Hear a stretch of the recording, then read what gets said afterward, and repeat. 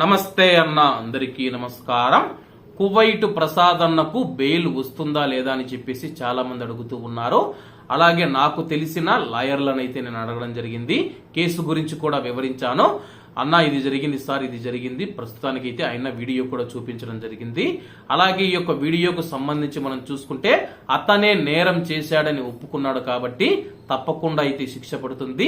అలాగే ప్రస్తుతం ఆ యొక్క వీడియోలో మనం చూసుకుంటే నేను ఒక్కడనే బాధ్యున్నని చెప్పి ఆయన చెప్పడం జరిగింది.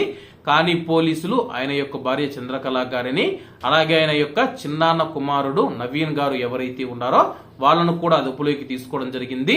వాళ్ళు కూడా ఈ యొక్క హత్యంలో పాలు పంచుకున్నారని చెప్పి పోలీసుల యొక్క విచారణలో నిర్ధారణ అయ్యింది. అలాగే ప్రస్తుతం ప్రసాద్ అన్నకు బెయిల్ ఎప్పుడు వస్తుందనే దానికి ఒక సమాధానం అయితే ఉంది. ఏదైనా సరే హత్య చేసిన కేసులలో మినిమం బెయిల్ అనేది 3 నెలల నుంచి 100 రోజులు అయితే పడుతూ ఉందని చెప్పేసి ప్రస్తుతం 100 రోజుల వరకు బెయిల్ వచ్చే అవకాశం లేదు. అలాగే పోలీసులు ఆయన మీద ఎటువంటి కేసు పెట్టారన్నది కూడా పట్టి దాన్ని బట్టి అయితే బెయిల్ వస్తూ ఉందని చెప్పేసి కొంతమంది న్యాయ నిపుణులు కూడా తెలుపుతూ ఉన్నారు. ప్రస్తుతం కువైట్ ప్రసాద్ అన్న నేరాన్ని అంగీకరించాడు కాబట్టి కొద్దిగా శిక్ష తగ్గే అవకాశం ఉంది.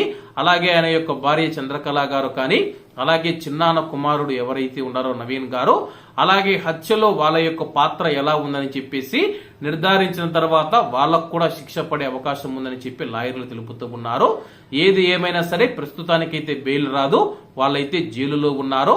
రాబోయే రోజుల్లో అయితే వాళ్ళకు సంబంధించి బెయిల్ వచ్చే అవకాశం ఉంది. బెయిల్ మీద ఆయన బయటికి వచ్చిన తర్వాత మరిన్ని కీలక విషయాలు తెలిసే అవకాశం ఉంది.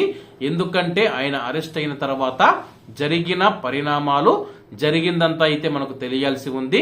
అది తెలియాలంటే ప్రసాద్ అన్న బయటికి రావాల్సి ఉంటుంది. ప్రస్తుతానికైతే బెయిల్ రావడం కష్టంగా ఉంటుందని చెప్పేసి న్యాయ నిపుణులు అయితే తెలుపుతూ ఉన్నారు. మరి ఏం జరుగుతుందో వేచి చూడాల్సి ఉంది.